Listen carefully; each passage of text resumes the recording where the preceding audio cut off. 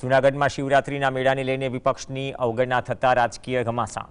દર વર્ષે શિવરાત્રીના મેળા સમયે સર્વપક્ષીય બેઠક બોલાવી વિવિધ પક્ષોના સૂચનો લેવાતા હોય છે, છતાં આ વર્ષે આ બેઠક ન બોલાવાતા કોંગ્રેસ, સીપીએમ અને આપ દ્વારા કલેક્ટરને આવેદનપત્ર આપી રોષ ઠાલવાયો। વિપક્ષી આગેવાનોનો આક્ષેપ છે કે તંત્રના અધિકારીઓ ભાજપના કાર્યકર્તાઓની જેમ વર્તી રહ્યા છે અને ભવ્યાથી ભવ્ય મેળાના સપનામાં સર્વપક્ષીય બેઠકને ભૂલી જવાય।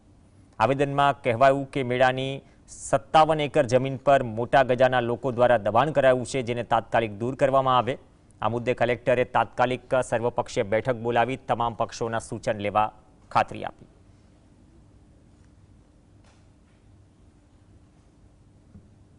સરકારી તંત્ર છે એ ફક્ત ને ફક્ત ભાજપના કાર્યકર તરીકે કામ કરે કે નહીં, આમ જનતાનું નહીં, બંધારણના વિરુદ્ધમાં જ અમે તાત્કાલિક સાહેબે ખાતરી આપી છે કે દરેક વિરોધ પક્ષના માણસોને બોલાવી અને વિશ્વાસમાં લેવામાં આવે।